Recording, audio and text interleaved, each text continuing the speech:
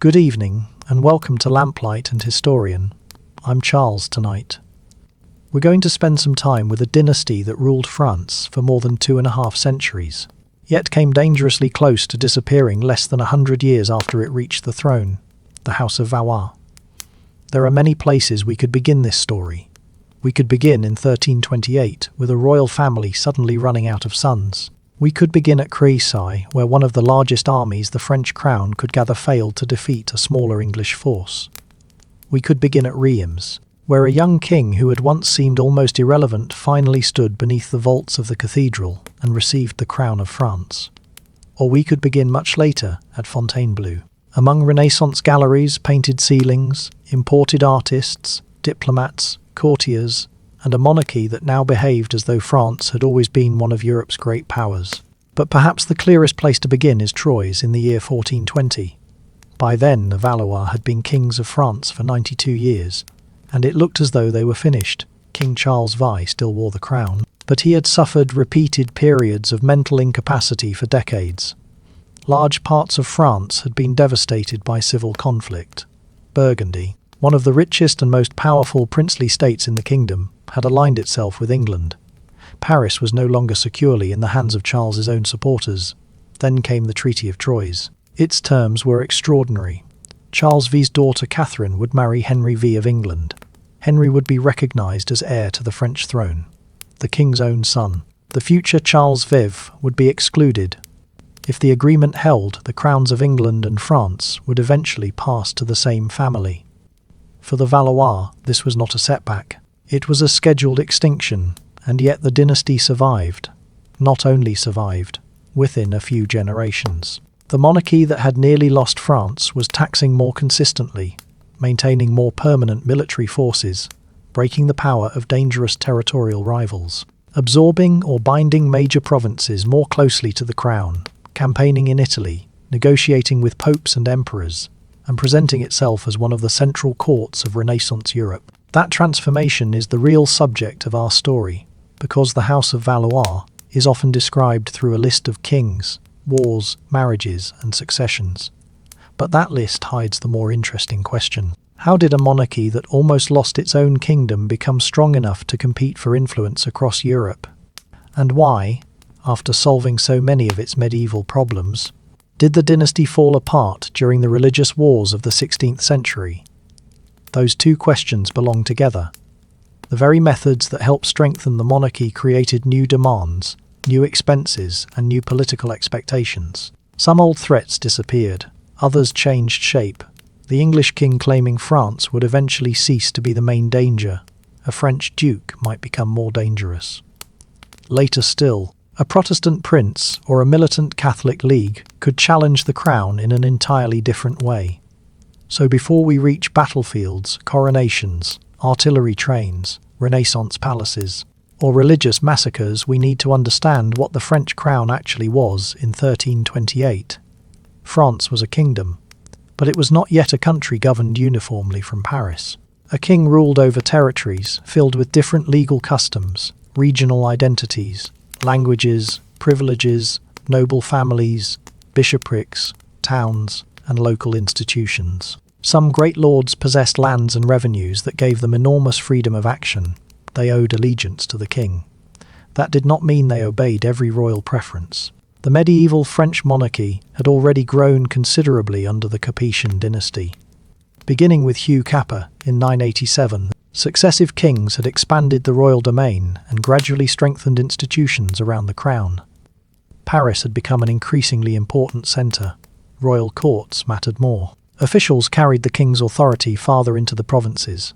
Normandy, once ruled by the same dynasty that had conquered England in 1066, had been brought under French royal control in the early 13th century.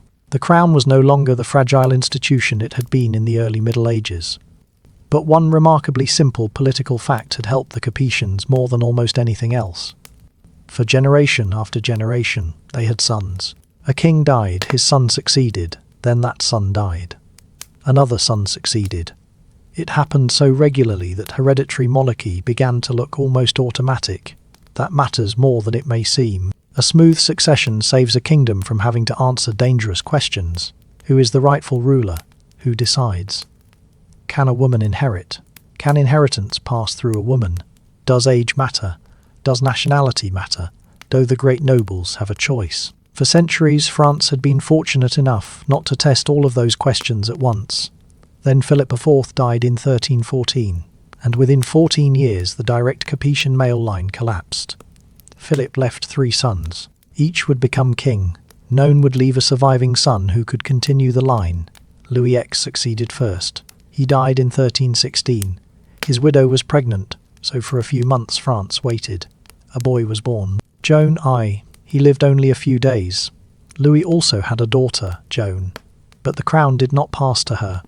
Instead, Louis's brother became Philip V when Philip died in 1322. He too left daughters but no surviving son. The throne passed again, this time to another brother, Charles IV. Then Charles died in 1328. Again, no surviving male heir. At this point, the problem had changed. France was no longer choosing between brothers. There were no brothers left. One possible claimant was Edward III of England. Edward was the grandson of Philip IV through his mother, Isabella of France. That gave him a very close blood relationship to the dead king. But there was another candidate, Philip of Valois. Philip was descended through the male line. His father, Charles of Valois, had been a younger son of King Philip III. So the choice came down to 2 different ideas of inheritance. Edward was closer by one route. Philip belonged to the uninterrupted male Capetian line. The leading political men of France supported Philip. Later generations would connect this succession principle closely with what became known as Salic law. But in 1328, the decision was not simply a lawyer opening an ancient book and discovering an obvious answer. Political reality mattered. A mature French prince from the male line was far easier for the kingdom's elite to accept than a teenage king of England, inheriting France through his mother. Philip of Valois became Philip VI. A new royal house had begun. At first, Edward III accepted the situation. He had another reason to maintain a workable relationship with Philip. The English king still possessed territories in southwestern France. For those lands, he was not acting as an equal sovereign in the way he did in England. He was technically a vassal of the French king. That arrangement was uncomfortable for everyone involved. Imagine 2 rulers who were both kings in their own political worlds, yet one of them had to kneel and perform homage to the other for lands inside the other's kingdom. It worked only as long as both sides were willing to tolerate the ambiguity, and the ambiguity was getting harder to tolerate. The French crown wanted greater control over Aquitaine. The English crown wanted to protect its rights there. France supported Scotland, England's northern enemy. Politics in Flanders pulled the 2 kingdoms into further competition. Legal arguments over feudal obligations became political arguments. Political arguments became territorial ones. Then, in 1337, Philip declared Edward's French lands confiscated. 8 years after Edward had done homage to the new Valois king, the relationship began to collapse. And from that collapse came a war so long that nobody living at its beginning could possibly have imagined its end. The 100 Years' War, the first Valois king had received a disputed crown. Now his dynasty would have to prove that it could keep it. When Edward III began openly using the title King of France in 1340, the conflict took on the dynastic form that made it famous. But the crown itself was only part of the dispute. The war was also about ports, castles, taxation, trade, feudal law, regional loyalty, and above all, geography. English kings still held land inside France. That meant the frontier between English and French power did not sit neatly between 2 modern countries. It cut through the kingdom itself. A lord in Gascony might trade with England, speak a local language rather than French or English, recognize the King of England as his territorial ruler, and still inhabit a region the French crown regarded as part of France. Loyalty was layered, and layered loyalties make long wars possible. The opening decades went badly for the Valois. In 1346, Edward III landed in northern France and moved through the countryside. Philip V gathered an army and pursued him, near Crécy. The 2 forces met. The battle has accumulated legends over the centuries, but its basic shape remains important. The French had large numbers of mounted nobles. The English had taken a defensive position. English longbowmen could shoot rapidly. The terrain narrowed the space available to attackers. French assaults became crowded and badly coordinated. Again and again, men moved forward into a battlefield already working against them. By the end, the French nobility had suffered devastating losses. Philip survived. The image of French military power did not. Soon afterward, Calais fell to Edward. That port would remain under English control for generations, a permanent reminder that the war had consequences beyond a single campaign. Then Europe encountered something far larger than the ambitions of either king, the Black Death. In the late 1340s, plague moved across Western Europe with terrifying speed. No king could negotiate with it. No castle wall could stop it. No royal genealogy offered protection. The demographic losses were enormous. Villages lost families. Towns lost workers. Churches lost clergy.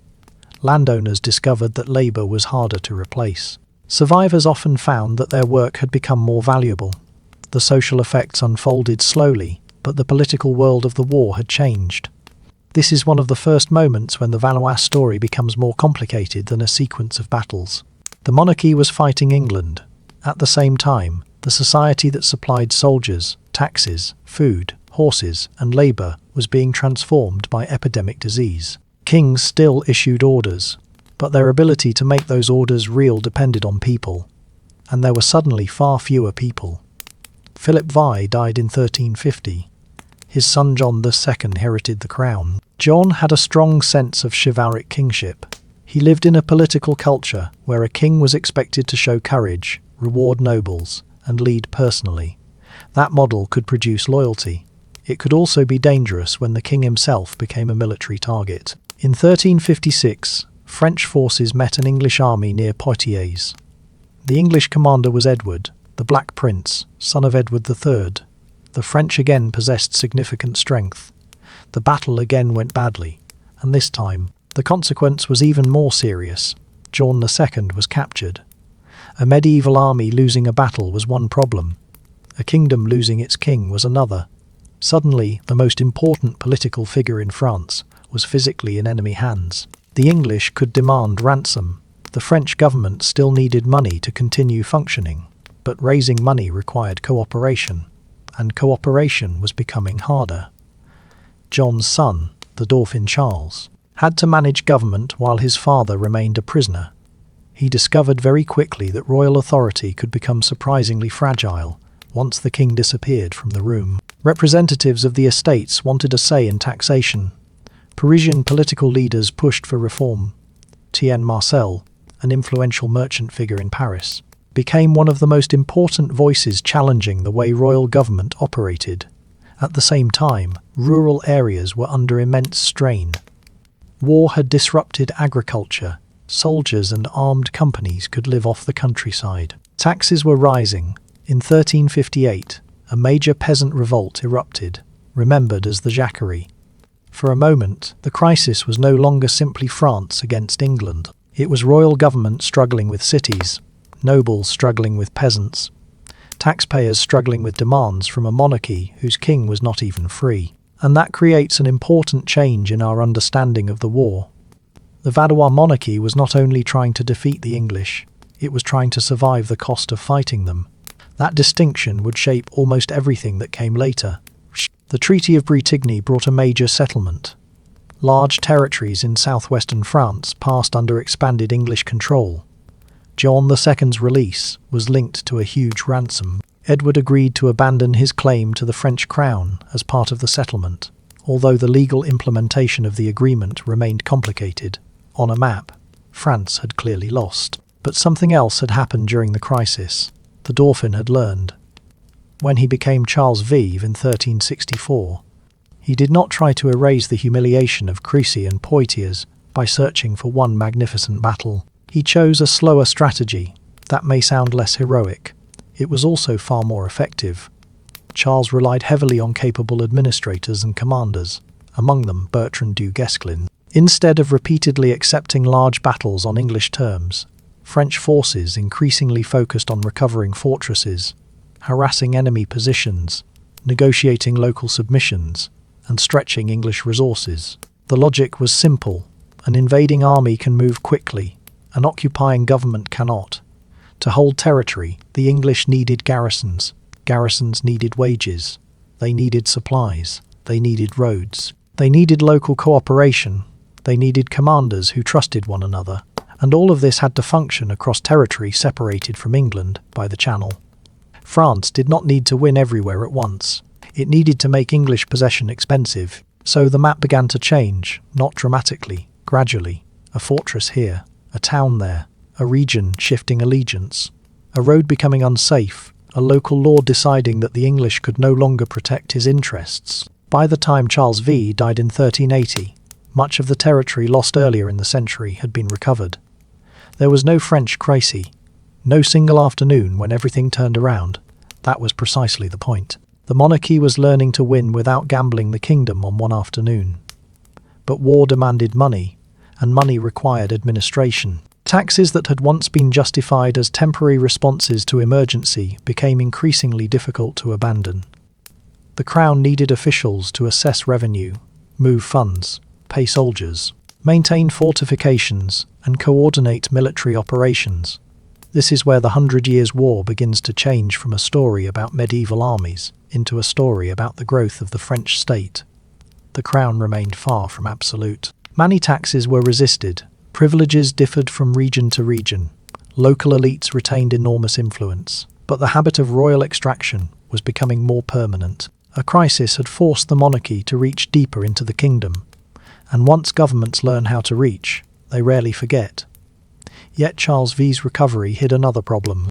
Unknown of the most powerful forces that would threaten the crown had actually been created within the royal family itself.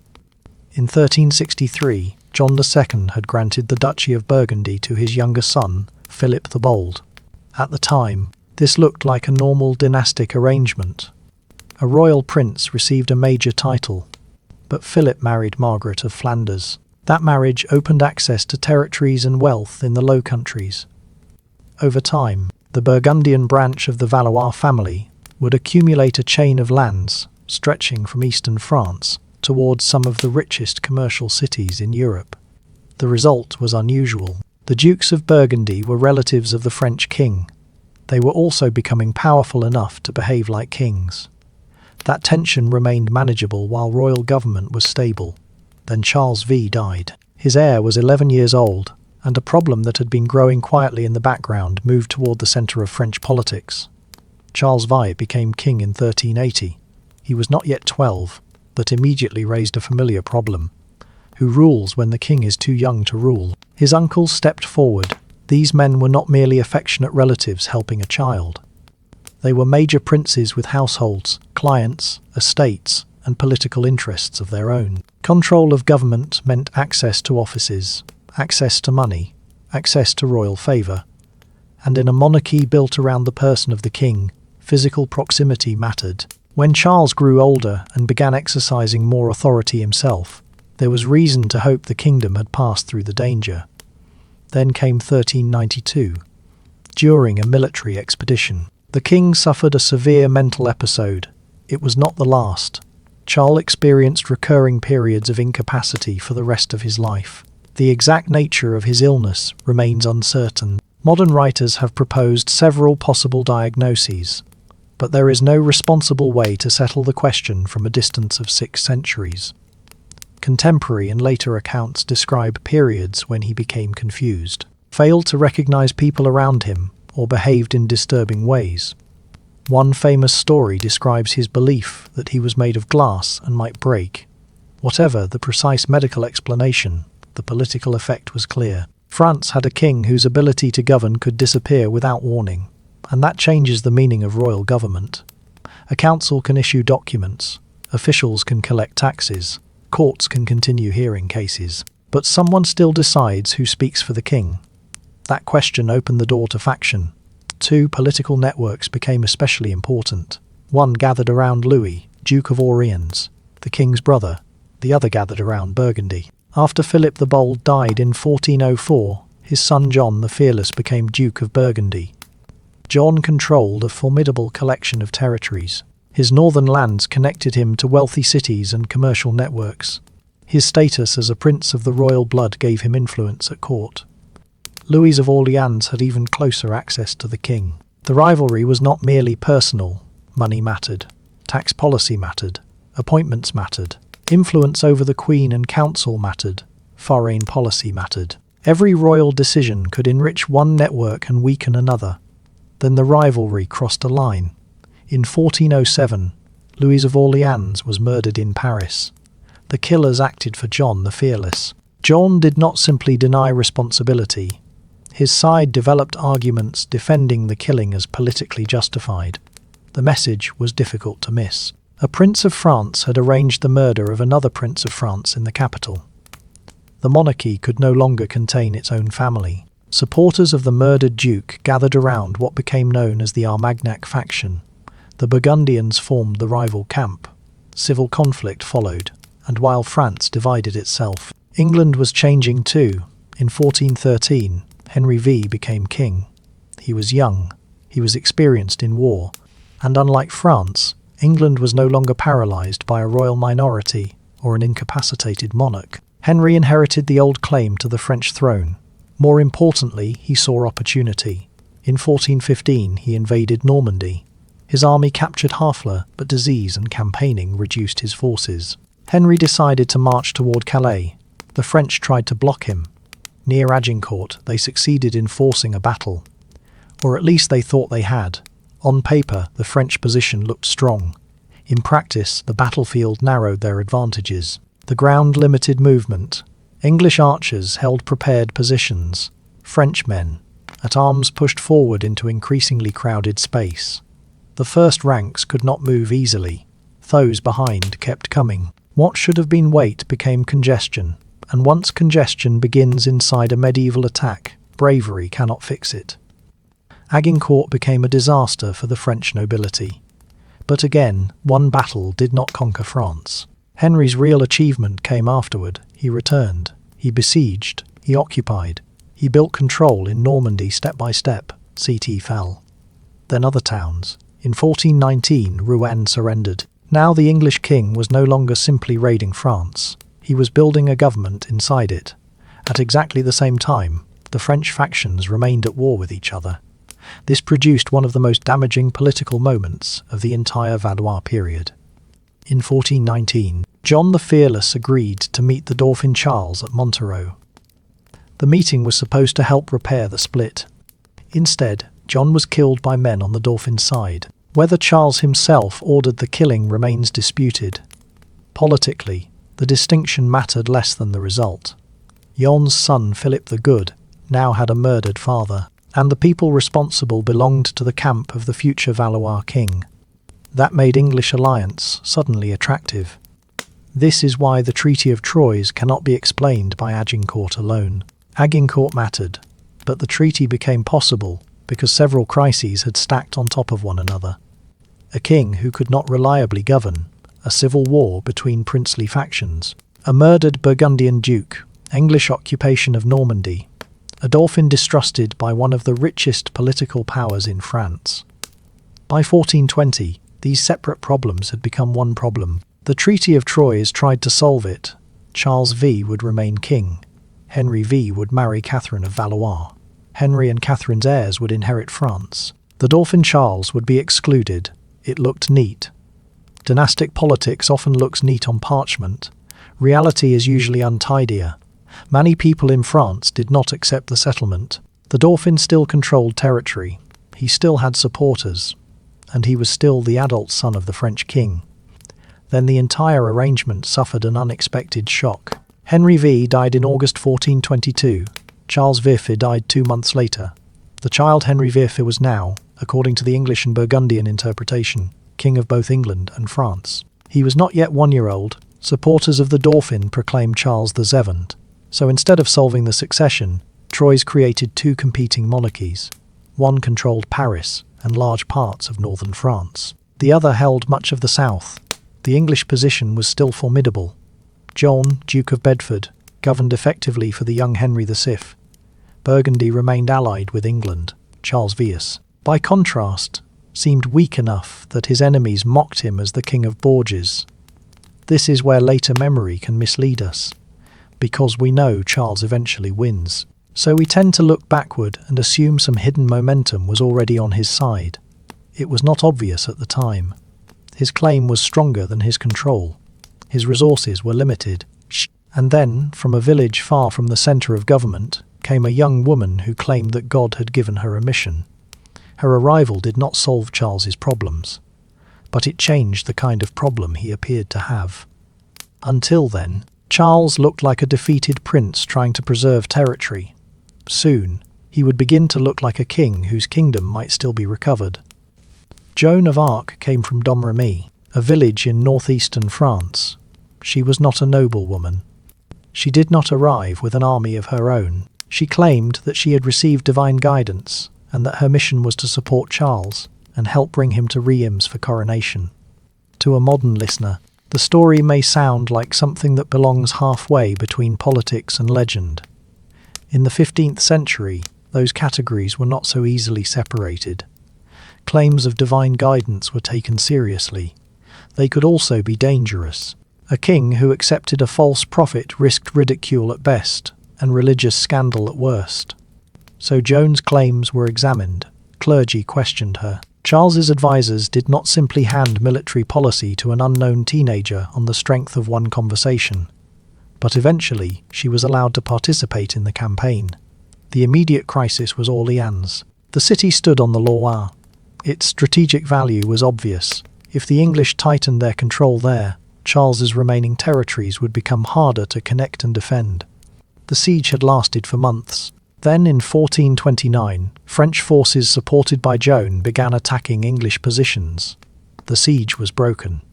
That alone did not mean the war had turned. But confidence matters in war. So does reputation. And suddenly the English looked less inevitable. Further victories followed along the Loire. Joan pressed for something more symbolic. Reims. French kings were traditionally crowned there. The route was dangerous. Several towns along the way did not firmly belong to Charles. But as the royal party advanced, resistance was often weaker than expected. Some towns opened their gates, others negotiated. The movement itself created momentum, and on the 17th of July 1429, Charles was crowned in Reims Cathedral. This was more than ceremony. A crown does not fire a cannon. It does not feed an army. It does not pay soldiers. But legitimacy changes political calculation. A doubtful prince had become an anointed king. Local elites, who had been waiting to see which side would survive, now had a different decision to make. Joan's own story turned darker soon afterward. She was captured in 1430 by Burgundian forces. She was transferred to English custody. After a church trial in Rouen, she was executed in 1431. Her death later became one of the most powerful episodes in French national memory. But if we want to understand how the Valois monarchy actually recovered, we cannot stop with Joan, because the crown still had to win the war after she was gone. That required something slower: diplomacy, money, military reform, and one especially important political change: Burgundy. Philip the Good had supported the English after the murder of his father. But alliances are rarely permanent when interests change. By the 1430s, Henry V was no longer an infant, but the English political system was struggling to maintain the extraordinary position Henry V had created. The old generation of English commanders was disappearing. The cost of war remained high, and Burgundy had its own priorities in the Low Countries. Philip did not need England to win forever. He needed Burgundy to prosper. In 1435, the balance shifted. At the Treaty of Arras, Philip reconciled with Charles VII. Charles made major concessions. The murder of John, the Fearless, could not simply be forgotten. But Charles obtained something far more valuable than a symbolic victory. He removed England's most important French ally. That changed the geometry of the war. A year later, Paris returned to Charles's control. Now the king could concentrate resources against English held territory without simultaneously fighting Burgundy. But diplomacy alone still did not explain what came next. Charles's government began changing the machinery of war. Medieval kings could assemble impressive armies. The problem was keeping them. Feudal obligations were limited. Mercenaries could be expensive and unreliable. Noble households followed their own leaders. When wars paused, armed men sometimes remained together and supported themselves by taking what they needed from the countryside. The crown needed something more predictable. Under Charles VI, companies of cavalry known as compagnies d'ordnance became part of a more permanent military structure. The monarchy also experimented with infantry recruitment through the Franks. Archers.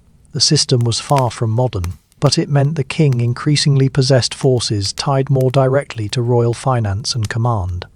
Then there was artillery. If you were watching a campaign in the 1440s, one of the most important objects in the story might not be a sword, it might be a cannon. Large guns were difficult to move. They required powder, metal carriages, teams of animals, specialists who understood how to fire and maintain them. In other words, artillery rewarded organization. A powerful noble could still raise men. A government with deeper resources could build an artillery train. And once heavy guns reached a fortress, the calculation of defense began to change. Walls that had once promised months of resistance could now be battered systematically. The Bureau brothers, Jean and Gaspard, became important figures in the development and use of French royal artillery. This was not a sudden technological revolution, where medieval castles became useless overnight. But the crown had found a weapon particularly suited to a state becoming better at logistics, and logistics require taxes. The tile became increasingly established as a regular source of revenue. Again, we should be careful with the word centralization. France did not suddenly become one tax district. Nobles and clergy often enjoyed exemptions. Regions differed. Privileges remained. Collection could be harsh and uneven, but something fundamental had changed. The monarchy was no longer asking only, "How do we raise an army this year?" It was creating structures that made military preparation a continuing responsibility of government. For ordinary taxpayers, that could feel less like royal progress and more like a bill that never went away. This is the hidden cost behind many stories of state building. A stronger government protects. A stronger government also extracts. By the late 1440s, Charles could finally use these advantages at scale. Normandy was recovered. In 1450, the French victory at Formigny helped break English control in the province. Then attention moved toward Gascony. Here the story became more complicated. Gascony had lived under English political influence for generations. Bordeaux's commercial ties to England were valuable. French rule did not automatically feel like liberation to everyone. When English forces briefly returned, local support helped them. So the final phase was not simply French people expelling foreigners. It was a struggle over competing political relationships.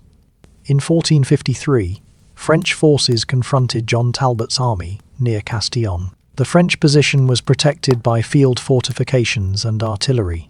Talbot attacked. The result was a decisive English defeat. He was killed. Castillon is usually treated as the final major battle of the 100 Years' War. There was no great ceremony announcing that 116 years of conflict had officially finished.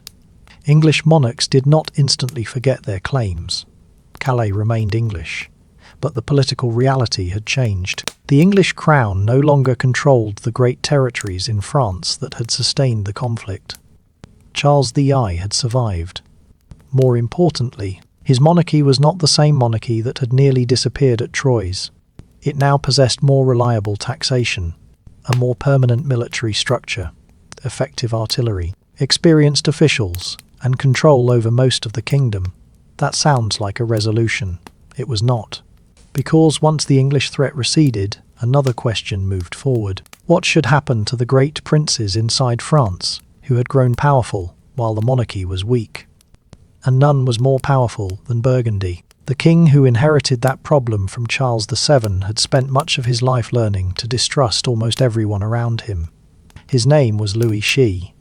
Louis Xi became king in 1461. He was 38. That alone made him different from several rulers who would later inherit the Valois crown. He was not a child surrounded by regents. He had political experience. He had also spent years in conflict with his own father. At one point, Charles V had effectively driven him away from the centre of power. Louis spent years in the Dauphin and later in Burgundian territory. So when he finally became king, he understood two things very well: how royal power worked and how it looked from the outside when it failed. Louis has often been remembered as a master intriguer.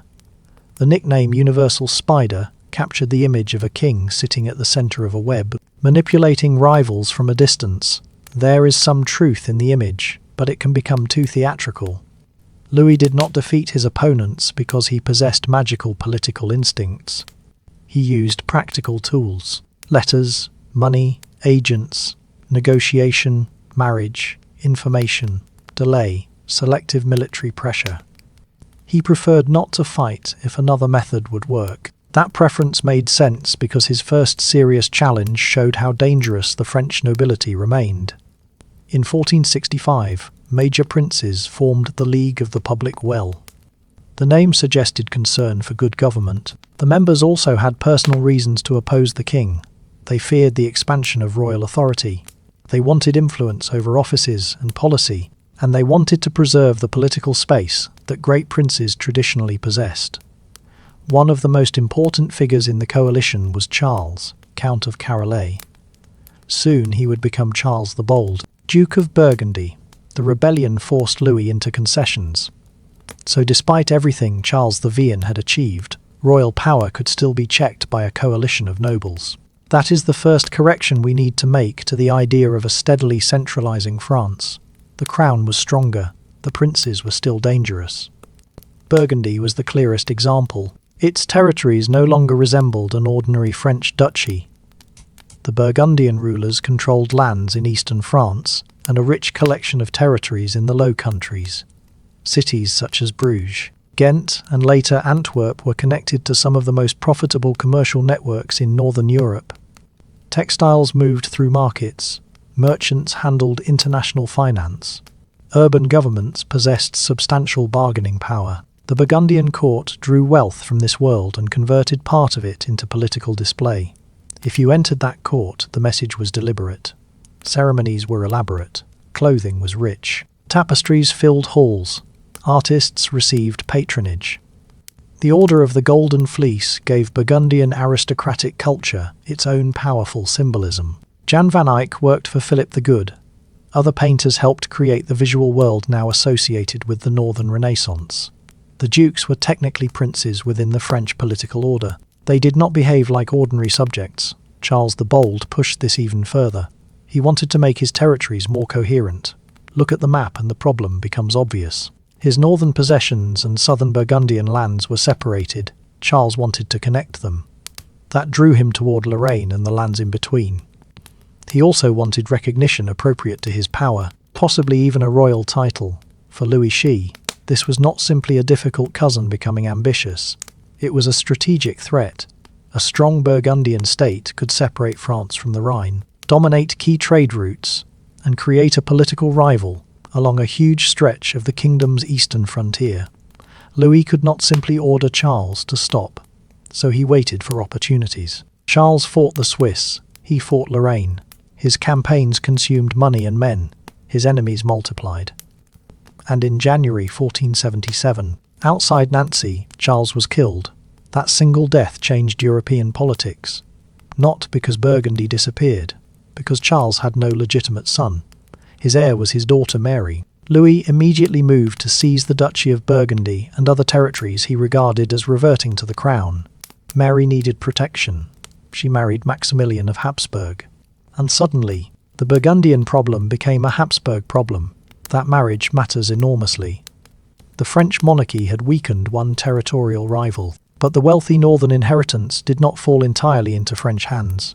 Much of it became tied to the Habsburg dynasty.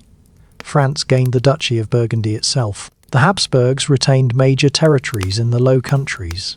What looked like a French success, therefore contained the seed of a much larger rivalry. That pattern will return again and again. The Valois solve one problem. The solution exposes another. Louis also had to manage England. Edward IV had emerged from one phase of the Wars of the Roses with enough strength to consider intervention in France. In 1475, he landed with an army. A century earlier, a French king might have felt compelled to answer invasion with battle. Louis chose a different weapon: money. At Piquefny, he negotiated with Edward. The English king withdrew. From a chivalric perspective, paying an enemy to leave could look less glorious than defeating him. From a governmental perspective, it might be cheaper than fighting. Louis understood that prestige and effectiveness were not always the same thing. He died in 1483. By then, England's capacity to dominate France had collapsed. Burgundy's independent ducal line had ended. Royal administration had deepened, but one major principality still remained outside direct royal integration. Brittany. This time, the critical object was not a battlefield. It was a marriage contract. The duchy's ruler, Francis II, worked to preserve Breton independence. After his death in 1488, his daughter Anne inherited Brittany. She was a teenage duchess controlling one of the most strategically important territories in western France. Anne initially married Maximilian of Habsburg by proxy. For the French crown, that was unacceptable. The same Habsburg dynasty that had inherited much of Burgundy could now gain Brittany as well. France applied military pressure. In 1491, Anne married Charles VIII of France. This did not make Brittany instantly identical to the rest of the kingdom. Its institutions remained distinct. Its privileges mattered. Anne remained Duchess of Brittany. But the direction was clear. The crown had drawn another great territorial principality into its dynastic orbit. And now something unusual happened. For most of Valois history, French kings had been trying to keep rivals out of France. Charles VIII began looking beyond France, toward Italy. That shift tells us more about the monarchy's recovery than any royal speech could. In the 1420s, a Valois king struggled to reach Reims. By the 1490s, a Valois king was preparing to cross the Alps. In 1494, Charles VIII invaded Italy. For the French monarchy, it was a dramatic change of direction. Italy was not one country. It was a political landscape of competing states: Milan, Venice, Florence, the Papal States, Naples. Alongside them were smaller lordships and republics, all operating within a dense system of diplomacy, rivalry, commerce and war. Charles entered this world through a dynastic claim to Naples. The French royal family had inherited connections to the Angevin dynasty that had once ruled there. On paper, a medieval family claim could sit quietly for decades.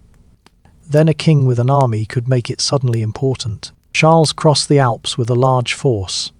Among the most striking features of the French army was its artillery. Italian observers were familiar with gunpowder weapons. What impressed many was the mobility and scale of the French siege train. Heavy guns could reduce fortifications faster than some Italian states expected. The French advance south was rapid. States that might have resisted instead negotiated or cooperated. Charles entered Naples. For a brief moment, his expedition looked astonishingly successful. Too successful. That became the problem. Italian politics relied heavily on balance. One state becoming dominant encouraged others to cooperate against it. The French presence alarmed Venice, Milan, the papacy, Spain, and the Holy Roman Empire. A league formed. Charles had conquered his way into southern Italy faster than he could build a secure political system behind him. That difference is crucial. Taking a city is military. Keeping it is administrative. Local allies need reassurance. Garrisons need wages. Supply routes need protection. Enemies need to remain divided. Charles had solved the first problem, not the rest. He withdrew north. The first expedition failed to establish lasting French control of Naples, but France did not abandon Italy. Instead, Charles had opened a conflict that would pull French kings south of the Alps for the next 65 years, the Italian Wars. This is another point where the Valois story changes scale. France was now strong enough to project power abroad. That did not mean it was strong enough to control the consequences. Charles died in 1498 after an accident at Amboise. He had no surviving son. Once again, the crown moved sideways within the larger Valois family. Louis, Duke of Orleans, became Louis the Turtoned.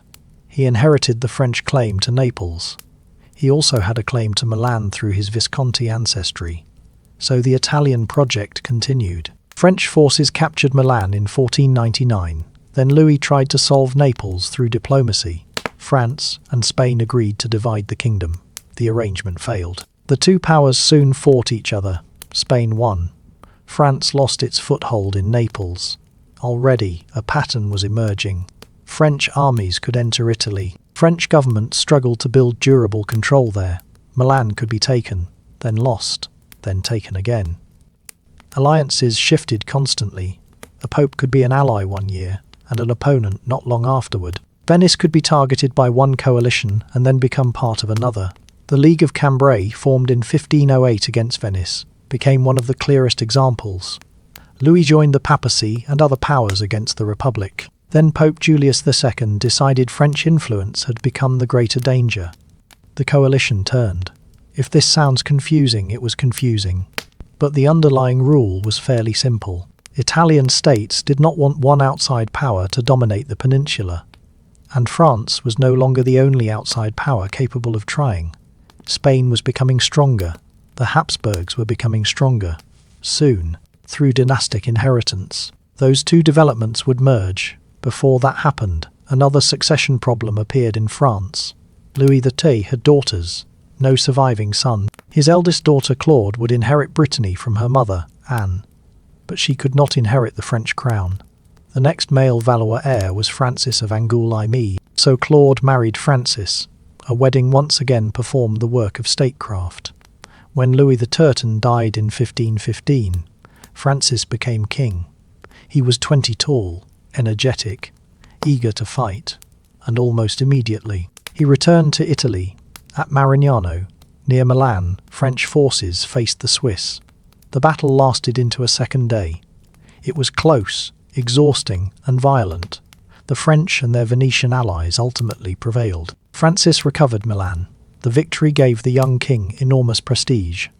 Later, royal imagery turned Marignano into an ideal opening to his reign. The warrior king, the victorious monarch, the ruler bringing French power into Italy. But the victory hid a much larger problem.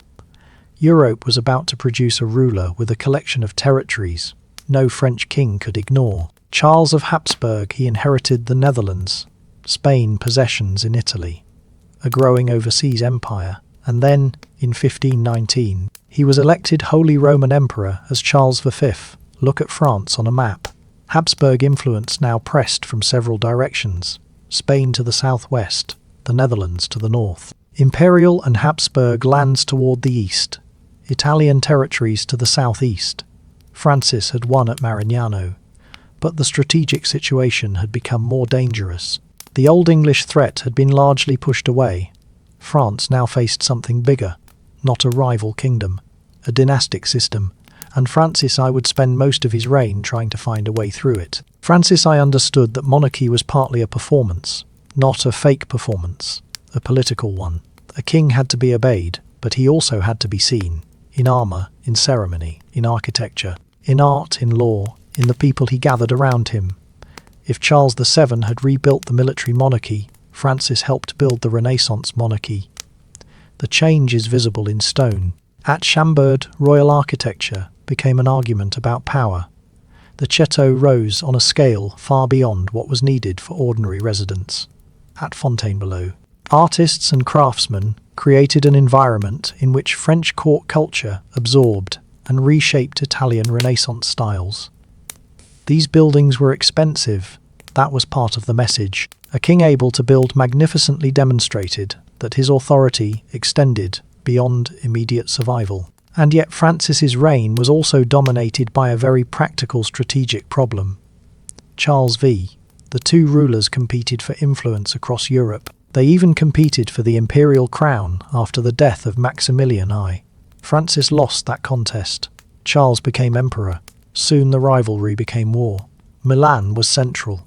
For Francis, holding Milan preserved French influence in Italy. For Charles, French control there threatened Habsburg connections and imperial authority. In 1525, Francis personally led his army at Pavia. The outcome was disastrous. The French forces were defeated. Francis was captured. For the second time in Valois history, a French king became the prisoner of his enemies. The comparison with John II after Poitiers was hard to avoid. But the political world had changed. Francis was not being held by an English king claiming France. He was being held by an emperor whose possessions surrounded France. That made the captivity more than personal humiliation. It exposed France's strategic vulnerability. Francis was taken to Spain. In 1526 he signed the Treaty of Madrid. The terms were severe. He agreed to abandon major Italian claims and surrender Burgundy. Then he returned to France and rejected much of what he had signed. His argument was that an agreement made under captivity could not bind him in the usual way. Charles disagreed. The result was predictable. War resumed. Francis helped organize the League of Cognac with Italian powers and the papacy. Then his diplomacy moved in an even more controversial direction, toward the Ottoman Empire.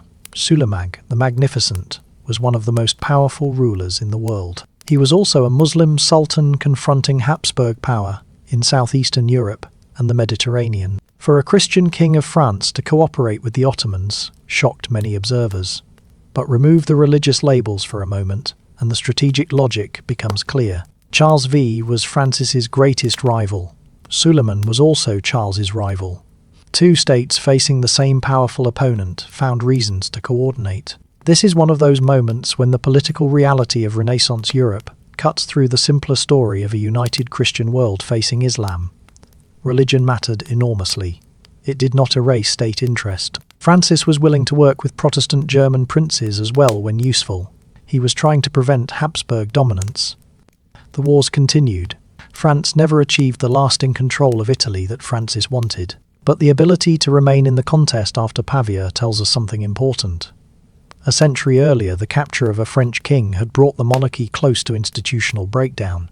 Francis's captivity was serious. It did not destroy royal government. The state kept functioning. That is evidence of how much had changed. The most lasting parts of Francis's reign were often not found on the battlefield. In 1516, he reached the Concordat of Bologna with Pope Leo X. The agreement gave the French crown extensive influence over appointments to major church offices. That mattered because bishoprics and abbeys were not only religious positions, they came with wealth, prestige, patronage, political networks. By influencing appointments, the king could place royal authority deeper inside the institutional life of France. Again, the crown was not abolishing the church. It was learning how to govern through it. Brittany moved farther into the monarchy as well. Francis was married to Claude, Duchess of Brittany. After her death, their son inherited the duchy. In 1532, Brittany was formally united with France under arrangements that protected many local privileges. That qualification matters. The Valois did not build France by making every province identical. They often built it by accepting difference in exchange for loyalty. A region could retain its estates, its legal customs, its tax privileges, and still become more firmly attached to the crown. Think of it less like replacing an old system with a new one, and more like connecting existing systems to one increasingly powerful centre. Francis also changed the language of royal administration. In 1539 came the Ordinance of Villas Cottates. It dealt with a range of legal matters.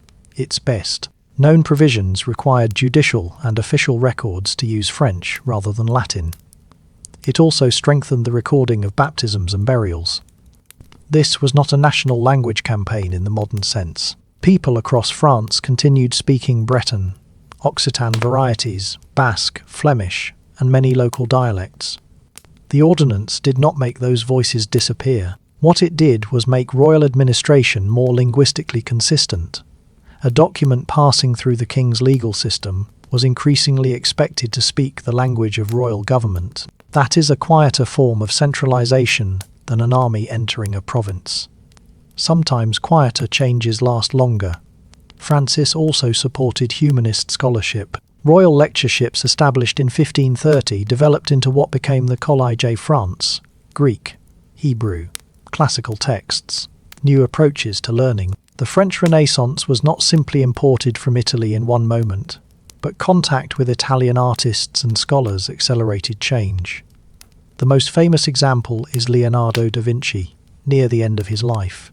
Leonardo came to France under Francis's patronage and lived near the royal residence at Amboise. It is difficult to imagine a more effective symbol of the king's cultural ambitions. But Renaissance patronage cost money. So did war, so did palaces, so did diplomacy, so did artillery. Francis's monarchy was stronger than the medieval monarchy had been. It was also more expensive. That created a persistent financial problem. The crown borrowed. It manipulated revenues. It relied on financiers. It sold offices. Some of these practices solved immediate needs. They also created new groups with a direct financial stake in government. A stronger state had more tools. It also had more bills. Then another pressure began growing. Religion. Martin Luther's challenge to the Roman Church began in the German lands in 1517. His ideas spread quickly through print. France was not Germany, but religious reform had already been discussed in French intellectual and clerical circles.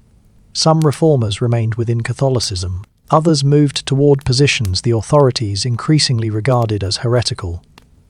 Francis's response was not completely consistent. He patronized humanist learning. His own sister, Marguerite of Navarre, protected some reform-minded writers and thinkers.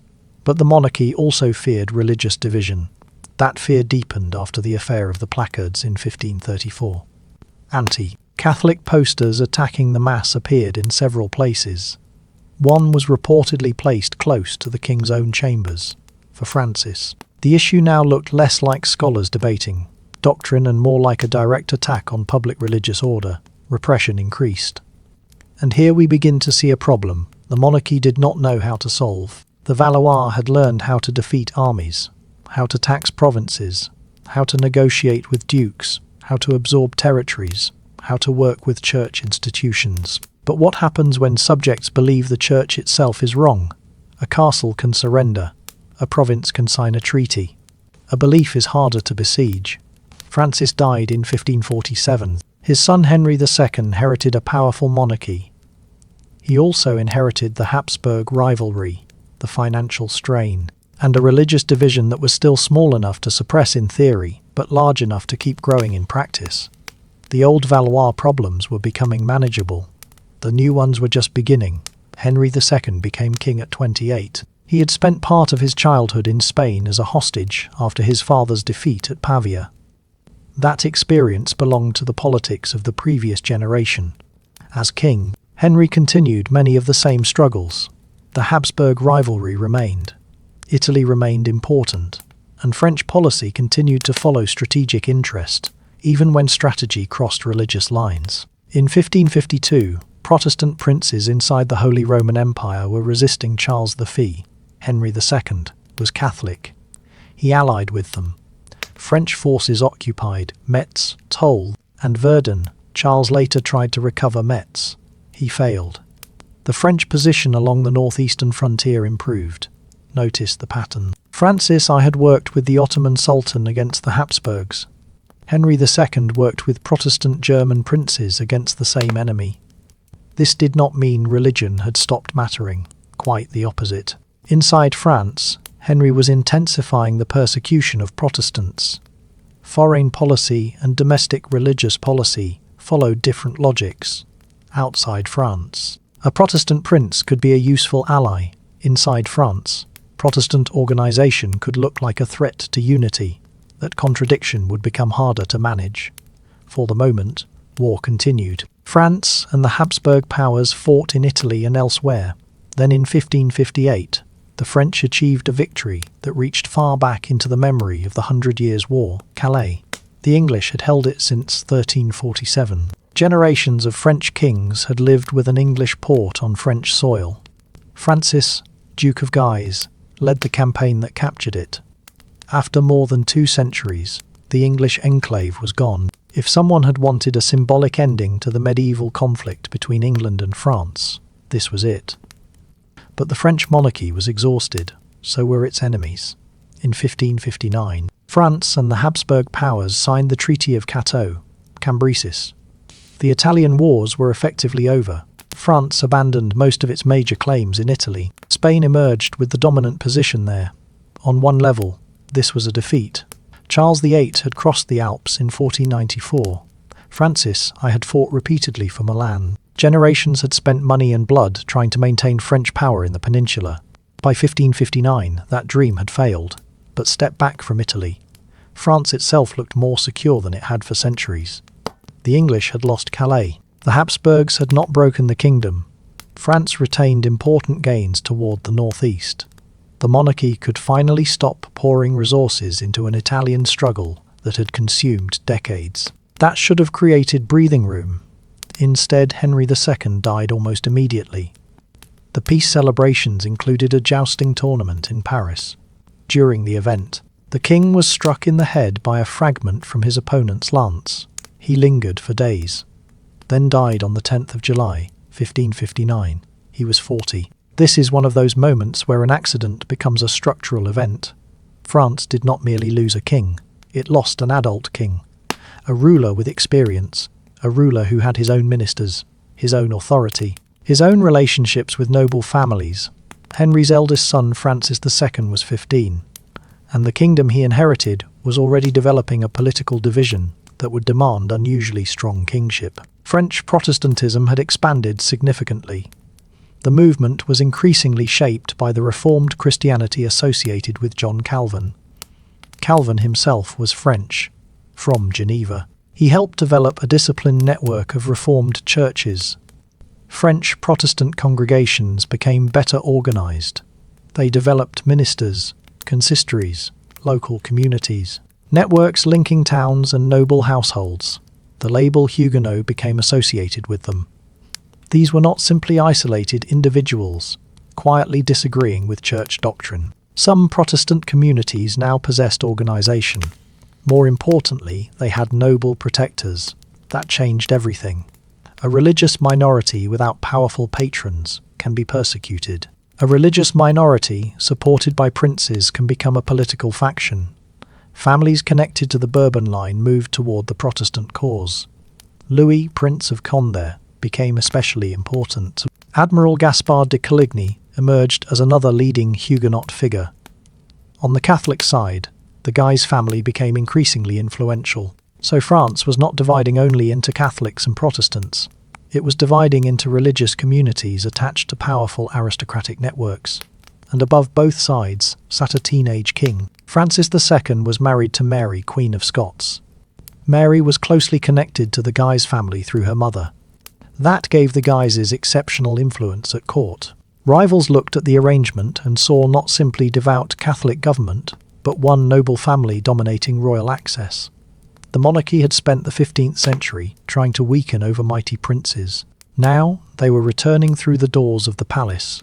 Francis II would reign for only 17 months. His death would place an even younger brother on the throne. And once that happened, the person trying to hold the monarchy together would not be one of Henry II's, it would be their mother. Catherine de' Medici. Catherine de' Medici arrived in France from Florence as a teenager. She married the future Henry II, 1533. For years, her political position was uncertain. Henry's affection for Diane de Poitiers limited Catherine's influence in important parts of court life. Her primary dynastic task was clear: produce heirs. Eventually she did. Many of them. That seemed to secure the future of the Valois line. In hindsight, the security was deceptive. Her sons would inherit the throne one after another. None would leave a son to continue the dynasty. But in 1559, that future was still hidden. Francis II became king after Henry's death. The young monarch's marriage to Mary, Queen of Scots, brought the Guise family close to power. Francis, Duke of Guise, already had enormous military prestige. His brother, Charles, Cardinal of Lorraine, had influence within the church and government.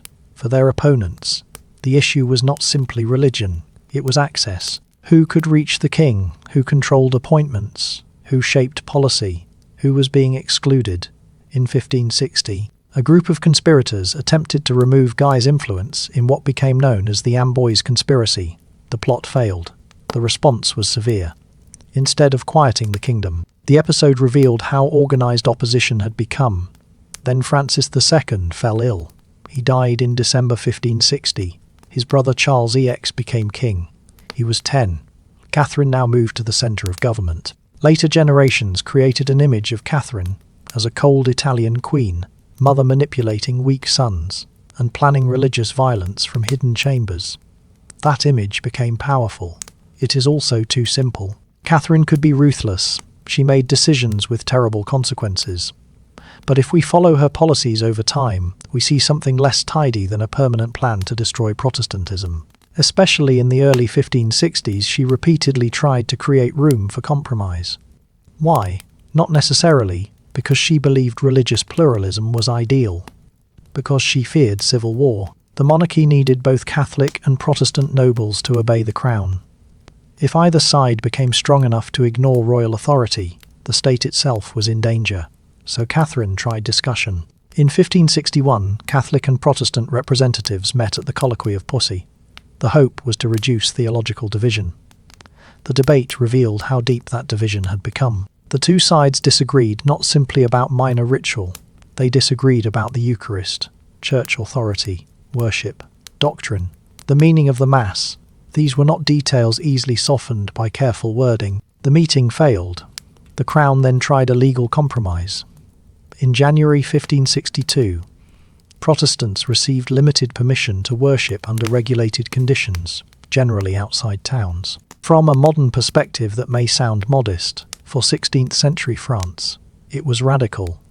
The monarchy was effectively admitting that religious uniformity could not be restored immediately by force. The experiment barely had time to begin. In March, the Duke of Guise encountered a Protestant congregation at Vassy. A confrontation occurred.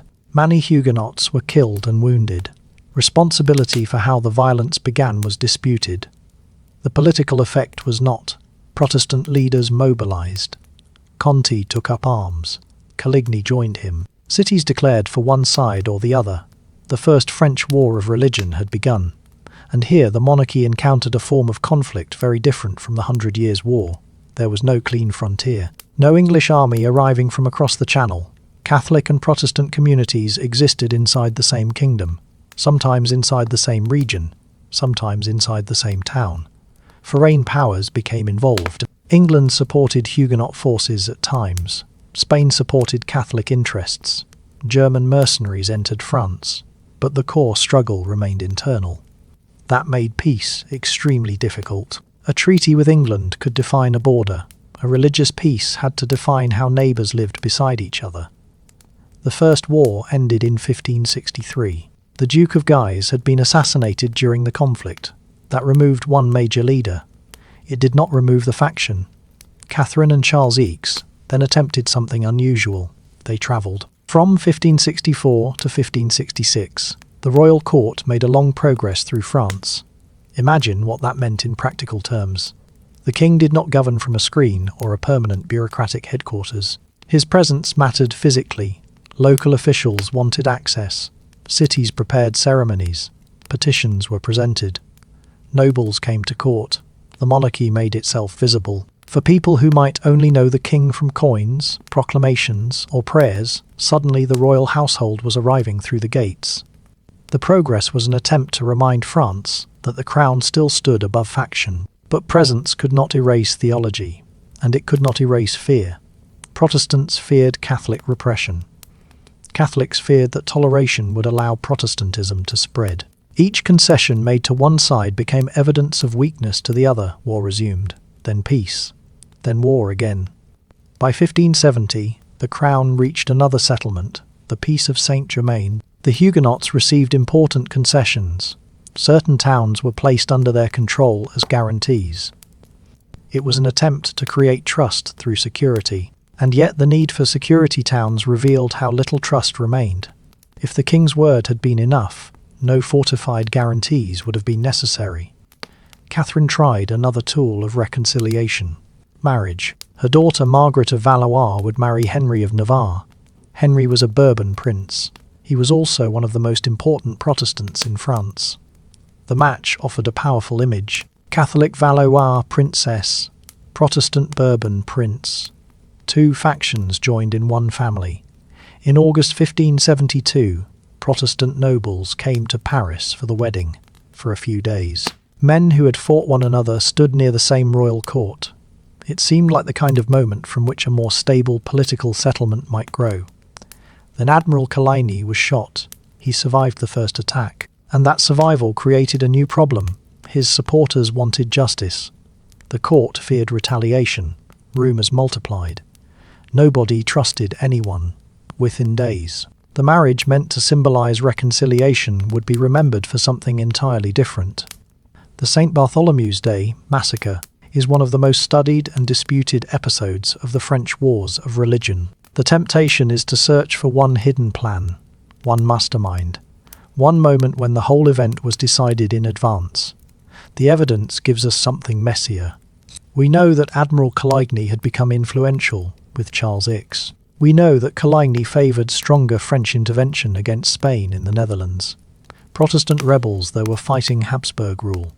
For Coligny, intervention offered France a strategic opportunity. It might weaken Spain. It might also redirect the energies of French nobles away from civil war and toward a common foreign enemy. On paper, there was logic in that idea. There was also enormous danger. France had only recently emerged from internal conflict. A war with Philip II of Spain could become expensive very quickly. And if the campaign went badly, the monarchy might find itself fighting Spain abroad and renewed rebellion at home. Catherine and other figures around the court were wary. Then on the 22nd of August, 1572, Coligny was shot. The gunman escaped. Coligny was badly wounded but survived. That meant the crisis did not disappear. It intensified. Huguenot nobles demanded an investigation. They were already gathered in Paris. The royal court began to fear what they might do if they became convinced that leading Catholics had tried to murder their commander. At some point in the next 2 days, the king and his council approved the killing of a number of senior Protestant leaders. Exactly how the decision developed remains debated. But what began as a targeted political operation did not remain targeted. Coligny was killed. Then violence spread through Paris. Huguenots who had nothing to do with high-level political planning became victims. Homes were entered. People were identified through neighbourhood knowledge. The killing continued, and then reports of what had happened in Paris reached other cities. Violence spread there too. The total number of dead cannot be established precisely. It was certainly in the thousands across France. This is where the idea of Catherine de' Medici as the sole author of the massacre becomes inadequate. She was deeply involved in court politics. She bears responsibility for decisions made by the royal government. But there is no need to turn her into an all-powerful hidden controller to understand what happened. Charles VII was king. Royal advisors participated. Local Catholic militants had their own motives. Urban tensions had their own histories. Once violence moved beyond the original targets, it developed a life the court could not fully control. That point is important. Because the massacre is often treated as an example of royal power, it was also evidence of royal weakness. The king could authorize violence. He could not easily contain it. And afterward, he could not restore the trust that had been destroyed. For Huguenots, the lesson was obvious. Royal guarantees had not protected men invited to Paris under the atmosphere of a peace settlement. Why trust the next edict? Why surrender a fortified town? Why disarm? Political resistance therefore became harder. Some Protestant writers developed arguments about when subjects might lawfully resist a tyrannical ruler. The monarchy had wanted obedience. Its own actions helped produce theories explaining why obedience might be withdrawn. The massacre also affected moderate Catholics. A group often described as the Politiques increasingly argued that the survival of the kingdom mattered more than the complete religious victory of either side. That idea sounds obvious to us. In an age when salvation and public order were deeply connected, it was controversial. Charles VI's health deteriorated. He died in 1574. He was 23. Once again, the Valois succession moved to a brother. But this brother was abroad. Henry, Duke of Anjou, had been elected King of Poland and Grand Duke of Lithuania in 1573. The Polish-Lithuanian monarchy was elective. Henry had no automatic hereditary right there. His election showed the international reach of French diplomacy. It also placed him far from France, at precisely the wrong moment. When Charles EX died, Henry chose the hereditary crown. He left Poland. After a long journey west, he returned to France. He was crowned Henry III in 1575. This would be the last Valois reign. Henry inherited a monarchy with powerful institutions. That can be easy to forget, because we know the dynasty is nearing its end. Taxes still came in, courts still sat, royal officers still governed provinces, diplomats still negotiated, armies could still be raised. The state had not disappeared. The problem was political loyalty. Catholic militants increasingly believed the crown was too weak in defense of the faith. Huguenots believed the crown could not be trusted to protect them. Great nobles could build armed networks around both positions. Henry needed to persuade France that royal authority mattered more than faction. His entire reign would become an attempt to do that. And the greatest danger would come, not from the Protestants alone. It would come from Catholics who believed the king himself was no longer Catholic enough. Henry III became one of the most attacked kings in French history.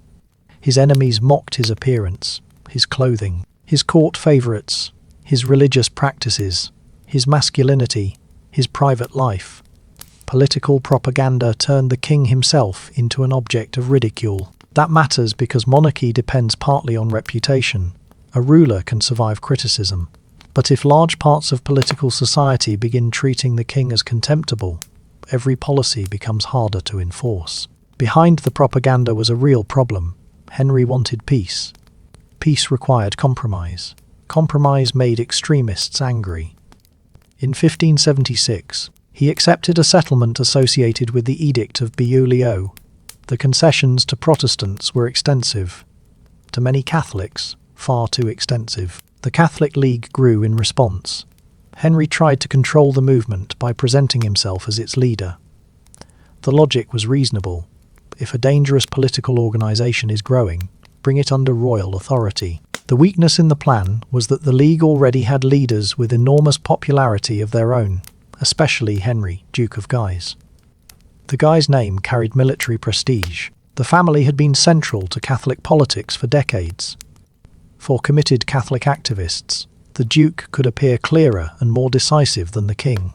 Guise defended the faith. The King negotiated. That difference is politically powerful. A faction leader can promise one goal. A king has to keep the kingdom functioning. Meanwhile, a dynastic problem was developing quietly. Henry III had no children. His younger brother, Francis, Duke of Anjou, therefore became crucial to the succession. As long as Francis lived, the Valois line had another male heir. Then Francis died in 1584. Suddenly, the next lawful heir under the male line succession was Henry of Navarre. The same Henry who had married Margaret of Valois. The same Bourbon prince who had survived the St. Bartholomew's Day massacre, and one of the leading Protestants in France. The succession rules that had once protected the Valois now created their greatest political problem. In 1328, the French crown had favoured the male line over inheritance passing through a woman. In 1584, that principle pointed directly toward a Protestant Bourbon. For many Catholics, this was unacceptable. The Catholic League became more powerful. Spain supported Catholic resistance for its own strategic reasons. Philip II did not want a Protestant king controlling France. And now three men named Henry stood at the centre of the conflict. Henry III, King of France. Henry of Navarre. Henry, Duke of Guise. The War of the Three Henrys. The name makes it sound almost like a private rivalry. It was not. Behind each Henry stood networks of nobles, towns, clergy, foreign powers, soldiers, financiers and local communities. Henry of Navarre defeated a royal army at Coutras. The Protestant heir had demonstrated that he could survive militarily. The Duke of Guise remained immensely popular among Catholics. Henry III was caught between them. Then Paris moved against the king. In May 1588, tensions exploded into the Day of the Barricades. League supporters blocked streets. Royal troops lost control of the city. Henry III. Think about the political distance France had travelled. Louis Xi had manoeuvred against rebellious princes. Francis I had negotiated with emperors and sultans.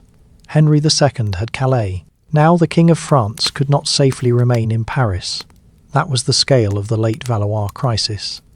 Henry understood that Guise had become more than a troublesome noble. He had become a rival centre of loyalty, so the king chose a drastic solution.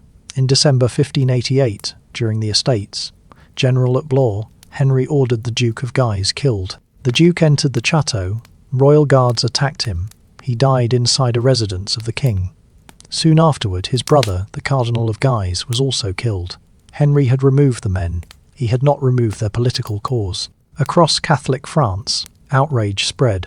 The League treated the king as a murderer. Paris rejected him even more completely. The monarchy now faced a strange reversal. Henry III, a Catholic king, found himself pushed into alliance with Henry of Navarre, the Protestant heir. Political survival had overcome confessional division. The two Henrys joined forces. They moved toward Paris. Then came another assassin. Jacques Sialimont was a Dominican friar and a militant opponent of Henry III. On the 1st of August, 1589, he gained access to the king. He stabbed him. Henry survived long enough to understand what his death meant. There was no Valois brother left, no son, no direct male heir. The crown would pass to Navarre. Henry III urged his supporters to recognise him. The last Valois king died on the 2nd of August. The dynasty ended. But France's crisis did not. Henry of Navarre became Henry IV. The Bourbon dynasty had begun legally. Politically, much of France refused to accept it. The League continued fighting. Spain intervened. Paris resisted. Henry IV would need years to convert a claim into a kingdom. Eventually, in 1593, he converted to Catholicism. The famous line that Paris was worth a mass was attached to him later. Whether he actually said it is uncertain. His conversion mattered more than the quotation. It removed one of the strongest arguments against him. Henry entered Paris in 1594. The wars did not end instantly, but the balance shifted. In 1598 came the Edict of Nantes. It gave French Protestants defined protections for worship, civil rights, and security under specific conditions, while maintaining Catholicism as the dominant faith of the kingdom. It was not modern religious freedom. It was a settlement designed for people who had spent decades proving that neither side could completely destroy the other without destroying France in the process. The Bourbon king inherited the crown. He also inherited everything the Valois had built, and everything they had failed to resolve. If we place France in 1328 beside France in 1589, the difference is striking. But it is easy to describe that difference too neatly. The simple version says the Valois centralized France. That is true in part. It is also incomplete. The monarchy Philip V inherited was already much stronger than the monarchy of Hugh Capet. Earlier Capetian kings had expanded the royal domain. They had built courts, developed officials, reduced some major territorial threats. The Valois did not invent French monarchy. What they did was govern it through an age of unusually intense pressure. And pressure changed the state. The 100 Years' War is the clearest example. At the beginning of the conflict, the crown still relied heavily on temporary military arrangements, noble service, extraordinary taxation, and a political culture where one catastrophic battle could throw royal government into crisis. By the reign of Charles VII that was changing, the crown had more regular tax income, more permanent military forces, better artillery organisation, more officials, a stronger ability to turn resources from different parts of the kingdom into coordinated action. None of that appeared all at once. Much of it came from failure. Crécy taught one lesson. Poitiers taught another. The captivity of John d'Essec exposed fiscal weakness. Charles VII demonstrated the value of avoiding battles that did not need to be fought. Charles VII showed what could happen when taxation, artillery, diplomacy and military reform worked together, so the monarchy learned through crisis. Then Louis XVI applied the same logic to politics. He understood that defeating a prince did not always require defeating his army. Sometimes a rival could be isolated, pay delayed, divided from allies, allowed to overreach. Charles the Bold was not destroyed by Louis in a grand royal battle. He destroyed himself through a chain of wars Louis was happy to watch become more dangerous. When Charles died, the French crown took advantage. That is state building too. Not everything happens through reform legislation. Sometimes a kingdom grows because its rulers are ready when someone else makes a mistake. Brittany followed a different path: marriage, inheritance. Negotiation, formal union. Local privileges remained. Again, France became more integrated without becoming uniform. This distinction matters. The later French state is sometimes imagined as though Paris gradually pressed a single mould over the entire kingdom. The actual process was patchier. Some provinces paid different taxes. Some had their own estates. Some preserved legal traditions. Some joined the crown through marriages that left old institutions intact. The monarchy became stronger partly because it learned to live with that unevenness. Francis I pushed royal authority deeper into culture and administration. The Concordat of Bologna increased royal influence over church appointments. Villas. Cotta strengthened French in official legal use. Royal architecture made the monarchy visible. The court became a centre of patronage. The king's government became more expensive, more ambitious, and more present. That creates another contradiction. A weak state cannot do very much. A strong state can do more. Once it does more, people expect more from it and pay more to support it. The Valois crown needed money for war, then for permanent forces, then for administration, then for diplomacy, then for palaces, then for pensions, then for debt. Greater capacity created greater appetite. Financial strain became permanent. The Italian wars made this obvious. France had become strong enough to intervene in Italy. But being able to start a great power war is not the same as being rich enough to win it indefinitely. Francis I could survive Pavia. He could build Chambord. He could patronize Leonardo. He could negotiate with Suleiman. He could fight Charles V again and again. But every one of those actions depended on extracting more resources from the kingdom. The monarchy's international strength therefore rested on domestic pressure. Then religion changed the political equation. The crown had spent generations making itself the centre of French political life. The Reformation introduced loyalties that could compete with political obedience at a much deeper level. A Catholic noble might believe compromise endangered salvation. A Huguenot noble might believe obedience to a persecuting king endangered conscience and community.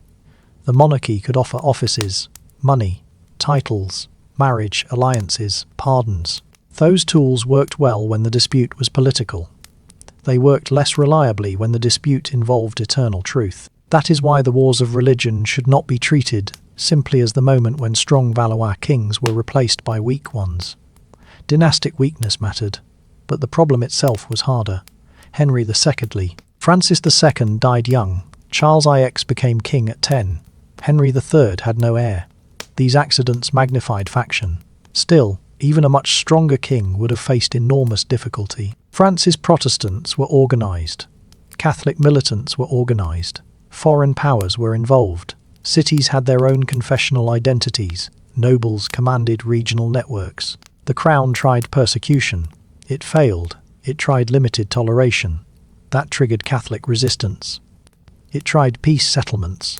They broke down. It tried marriage. The St. Bartholomew's crisis followed. It tried royal leadership of Catholic politics. The League escaped royal control. Late Valois government was not doing nothing. It was trying almost everything. That may be the most unsettling part of the story. Sometimes states fail because rulers ignore obvious solutions.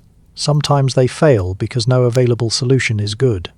Catherine de' Medici's reputation is a good example. If we begin with the assumption that she wanted religious slaughter from the start, her shifts look like deception.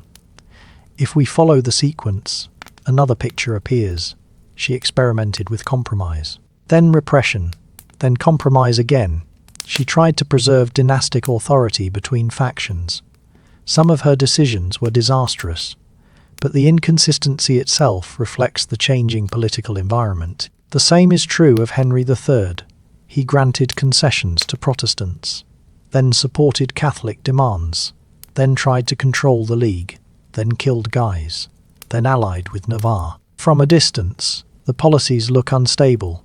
From inside the crisis, they reflect a king repeatedly losing the political ground beneath his feet. By 1589, the Valois dynasty was gone. Yet, the French monarchy survived. That may be the strongest evidence of the dynasty's long-term success. In 1328, The succession crisis had required elite agreement over which branch of the Capetian family should inherit. In 1589, despite civil war, the principle of hereditary succession remained powerful enough to point toward Henry of Navarre. People could reject him because he was Protestant. They could fight him. They could refuse him entry to Paris. But they still had to argue against a recognizable rule of inheritance. The crown had become more institutionally durable than the family wearing it. That is a profound change. The Valois disappeared. France did not. Dynasties tend to be remembered through their endings. The Romanovs end in revolution. The Tudors end with Elizabeth I. The Habsburg line in Spain ends in a succession crisis. The Valois end amid religious war, assassination, and the absence of an heir.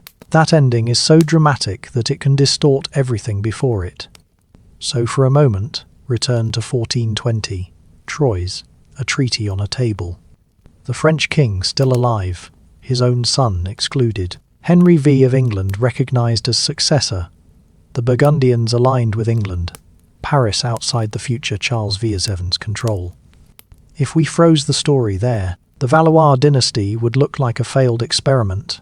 92 years after Philip V became king, his descendants appeared to be losing the crown. Now move forward one generation. Charles V is crowned, then Paris returns. Burgundy changes sides. Normandy is recovered. Gascony is recovered. English power recedes. Now move forward again. Louis Xi is negotiating with Edward IV rather than defending Paris from him. Charles the Bold dies. The Duchy of Burgundy returns to the crown. Brittany enters the royal marriage network. Then Charles VIII crosses the Alps. Another generation. Francis I is fighting Charles V for influence in Italy. Leonardo da Vinci is living near the French court. Royal officials are producing records in French. The king influences major church appointments. The monarchy maintains a diplomatic relationship with the Ottoman Empire. Another generation. Henry II captures Calais. The last great territorial symbol of medieval English power in France disappears. Seen from that angle, the Valois achievement is substantial. They did not create a modern nation-state. They did not eliminate noble power. They did not establish complete legal uniformity. They did not solve royal finance.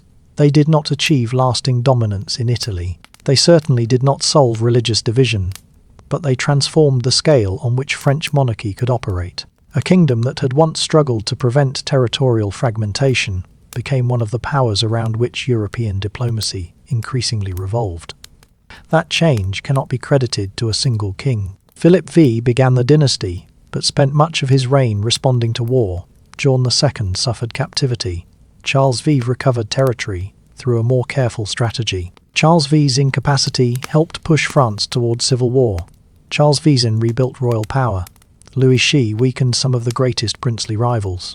Charles VIII redirected royal ambition toward Italy. Louis XIII continued that expansion. Francis I turned the monarchy into a Renaissance court and a major competitor of the Habsburgs. Henry II pushed the state to the limits of its military and financial capacity. Then Francis II, Charles VI, and Henry III inherited a different kind of crisis. Each king mattered. None explains the dynasty alone. The deeper story is institutional. War created taxes. Taxes created administration. Administration supported armies. Armies recovered territory. Territorial recovery strengthened kingship. Stronger kingship challenged princes. Weakening princes allowed broader foreign ambition. Foreign ambition increased financial pressure. Religious change then gave noble rivalry a new language. That language turned faction into confessional struggle. And confessional struggle eventually overwhelmed a dynasty that no longer possessed a secure line of succession. Cause leads to effect. Then effect becomes a new cause. That is why the Valois story feels less like a straight road and more like a sequence of doors. Every time the monarchy opens one, another problem is waiting behind it. The English threat is reduced. Burgundy grows. Burgundy is reduced. The Habsburgs inherit its northern wealth. France becomes stronger. It goes to Italy. Italian ambition increases debt. The monarchy strengthens its relationship with the church. The Reformation divides religious authority. The crown tolerates Protestants. Militant Catholics organize. The crown supports Catholics. Protestants rebel. By the 1580s, the monarchy has become the prize both sides claim to defend. That is the paradox. The French crown became more important. Therefore, controlling it became more valuable. The same centralization that increased royal authority also increased the stakes of royal weakness. The Bourbons inherited that lesson. Henry IV understood that military victory alone would not secure the kingdom. He needed Paris. He needed Catholic acceptance. He needed Protestants to believe they could survive his conversion. The Edict of Nantes reflected that reality. His successors would go further. Louis XIII and Cardinal Richelieu would work to reduce the independent military power of great nobles and Protestant strongholds. Louis XIV would build a court at Versailles, where noble status became increasingly tied to proximity to the king. Royal administration would continue expanding. Taxation would deepen. Standing armies would grow larger. The monarchy would reach levels of power the Valois never achieved. But the Bourbons were not beginning from zero. They inherited roads already travelled, offices already created, fiscal habits already established, a political language of monarchy already strengthened by centuries of crisis. Even some of the Bourbon monarchy's weaknesses had Valois roots. Uneven taxation, provincial privilege, purchased offices, dependence on financial intermediaries, the difficulty of reforming a state built through layers of compromise. These would remain part of France all the way to the 18th century. So when later historians look for the origins of French absolutism, there is no single founding moment. Not Louis XIV, not Richelieu, not Francis I, not Charles VII. The structure accumulated, layer by layer, crisis by crisis. The Valois were one long part of that accumulation, and perhaps that is the best way to remember them, not as the dynasty that saved France. That phrase is too simple.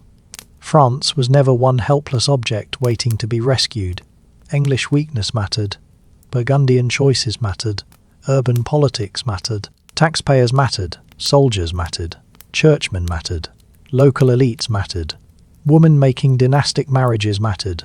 Princes making mistakes mattered. Disease mattered. Accidents mattered. The death of Charles the Bold mattered. The accidental death of Henry II mattered. The early deaths of Francis II, Charles VI mattered. History does not move because one dynasty decides where it should go, but the Valois repeatedly adapted to changes they did not control, sometimes successfully, sometimes disastrously. Their first king inherited a crown because the main Capetian line had run out of sons. Their final king died without a son. That symmetry is difficult to miss. But between those two succession crises lies almost the entire transformation of late medieval France into Renaissance France. The monarchy of Philip V was deeply embedded in feudal relationships and threatened by an English king who remained a major territorial lord inside the kingdom. The monarchy of Henry III faced a very different world. English territorial power had nearly vanished from France. The old independent duchies had been reduced or integrated. The crown had a permanent diplomatic presence in European affairs. Royal officers operated across the kingdom. The monarchy could maintain large armies. French culture was increasingly associated with a royal court that sponsored architecture, art, literature, and scholarship. And yet Henry III could still be driven from Paris by barricades. That image may capture the Valois better than any monument. A powerful monarchy. A vulnerable king. The state had grown stronger. Politics had not become simple. And so, at the end of our journey, we can return to Troyes one last time. A treaty written in 1420 tried to settle the future through inheritance. Henry V would succeed Charles V. His children would rule both England and France. The Valois Dauphin would disappear from the legitimate succession. The arrangement looked precise. But power cannot be secured by parchment alone. A crown survives because enough people continue to recognize it, because taxes still move, because towns open gates, because armies obey, because officials keep writing, because nobles decide cooperation is safer than rebellion, because rituals make legitimacy visible, because rivals divide, because circumstances change. Charles VI eventually reached Reims because all of these forces began shifting in his direction. The Valois survived. Then they changed the monarchy they had almost lost. Not completely, not permanently, and not without creating new problems. That is why their history matters. It shows us that political power rarely grows in a straight line. A defeat can force reform. A victory can create overconfidence. A successful centralization can provoke resistance.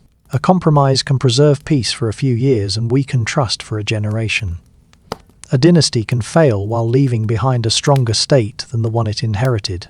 The Valois did exactly that. When Philip V took the crown in 1328, nobody could know that his descendants would rule until 1589. Nobody could know that France would spend more than a century fighting England. Nobody could know that one branch of the Valois family would build a Burgundian state powerful enough to threaten the crown itself. Nobody could know that French kings would one day march into Milan and Naples. Nobody could know that Renaissance palaces would rise from the wealth and ambition of a monarchy that had once struggled to defend the Loire. And nobody standing in Francis I's court could easily have imagined that within 2 generations, religious war would turn Paris itself into dangerous territory for a French king. That distance between expectation and outcome is where much of history lies. The people inside these events did not know the next chapter. Charles VII did not know England would eventually collapse into its own dynastic wars. Louis Xi did not know Charles the Bold would die outside Nancy. Francis I did not know whether captivity in Spain would end his effective rule. Catherine de' Medici did not know whether limited toleration would calm France or provoke another war. Henry III did not know, when he ordered the death of Guise, whether he was saving his monarchy or destroying what remained of his authority. They acted with partial information, limited choices, immediate pressures. That does not excuse every decision. It makes the decisions intelligible. And perhaps that is a more useful way to leave the House of Valois tonight. Not as heroes, not as failures, not as a sequence of portraits hanging in a royal gallery, but as rulers living inside a kingdom whose institutions were changing faster than anyone fully understood. They inherited medieval France. They left behind something recognizably closer to the France of the early modern age. The work was unfinished. The contradictions remained. The Bourbons would inherit both. And centuries later, when the French monarchy finally collapsed in revolution, many of the strengths and weaknesses visible in that final crisis had roots stretching back through the long history we have followed tonight. The old treaties remain. The castles remain. At Reims, the cathedral still carries the memory of coronation. At Fontainebleau, Renaissance rooms still preserve traces of the world Francis I wanted to create. At Chambord, stone still records the scale of royal ambition. And in archives, behind all that architecture, are the quieter remains of government, ordinances, accounts, tax records, letters, appointments. The ordinary paper trail of a monarchy, slowly learning how to reach farther into the kingdom it claimed to rule. Those records may be less dramatic than Agincourt or St. Bartholomew's Day. In some ways they tell the deeper story. Kings die, dynasties end, administration continues. The House of Valois disappeared in 1589. The crown did not. And here, for tonight, our journey comes to rest. Thank you for spending this quiet evening with me here at Lamplight and Historian. I'm Charles. Good night.